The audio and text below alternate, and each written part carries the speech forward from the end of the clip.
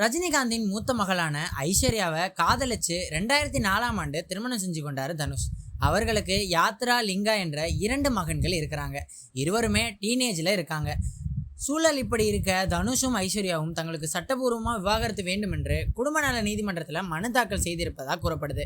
இந்நிலையில் ஐஸ்வர்யா முதலில் சந்தித்தது தொடர்பாக தனுஷ் பேசிய வீடியோ சமூக வலைதளங்களில் ட்ரெண்ட் ஆகிட்டு வருது. தனுஷ் மிகச்சிறந்த நடிகர்களில் ஒருவர். துள்ளுவதோ இளமை படத்தின் மூலம் நடிகராக அவர் அறிமுகமான போது அவரை பலரும் கிண்டல் செஞ்சாங்க.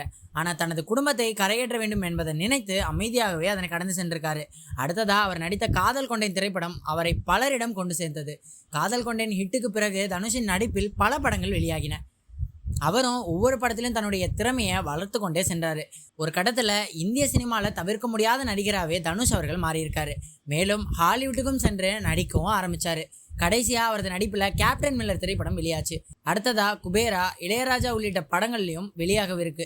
மேலும் இயக்குனர் அவதாரத்தையும் அவர் எடுத்திருப்பது குறிப்பிடத்தக்க ஒரு விஷயங்க. இதற்கிடையே ரஜினிகாந்தின் மூத்த மகள் ஐஸ்வர்யாவை காதலித்து 2004ஆம் ஆண்டு திருமணம் செய்து கொண்டார் தனுஷ்.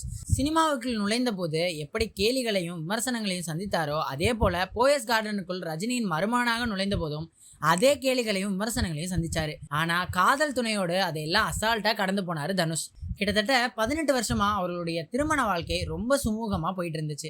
என்ன நடந்ததோ தெரியல. கடந்த 2022ஆம் ஆண்டு தாங்கள் பிரிவதா இருவருமே அறிவிச்சாங்க.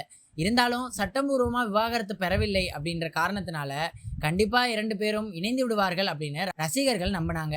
மேலும் அவர்களை சேர்த்து வைக்க குடும்பத்தினர் முயன்று வருவதாகவும் தகவல்கள் வேகமா பரவிட்டு வந்துச்சு. ஆனால் தற்போது தனுஷும் ஐஸ்வர்யாவும் தங்களுக்கு சட்டபூர்வமாக விவாகரத்து வேண்டி குடும்ப நல நீதிமன்றத்தில் மனு தாக்கல் செய்திருப்பதாக கூறப்படுது. இது ரசிகர்களிடையே பெரும் அதிர்ச்சியை ஏற்படுத்தியிருக்குன்னு தாங்க சொல்லணும். தனுஷ் குடும்பத்தை ரஜினி குடும்பம் அவமதித்ததை தனுஷால மறக்கவே முடியவில்லை. அதனால தான் இந்த முடிவுக்கு அவர் சென்றதாகவும் ஒரு பேச்சு ஓடுது. இந்நிலையில் ஐஸ்வர்யாவை எப்போது தான் முதலில் சந்தித்தேன் அப்படின்றது குறித்து தனுஷ் அளித்த பழைய பேட்டி ஒன்று ட்ரெண்ட் ஆகிட்டு வருது. அதில் அவர் பேசியது, காதல் கொண்டேன் படத்தில் முதல் காட்சியை திரையரங்கில் பார்த்துவிட்டு கிளம்புவதற்கு தயாரானேன். அப்போது அந்த தியேட்டரின் உரிமையாளர் வந்து ரஜினியின் மகள்கள் என்று சொல்லி ஐஸ்வர்யாவையும் சௌந்தர்யாவையும் அறிமுகம் செய்து வைத்தார். அப்போதுதான் முதலில் பார்த்தேன் அப்படின்னு சொல்லி அவர் பேசிய வீடியோ தற்போது சமூக வலைதளங்களில் வைரல் ஆகிட்டு வருது.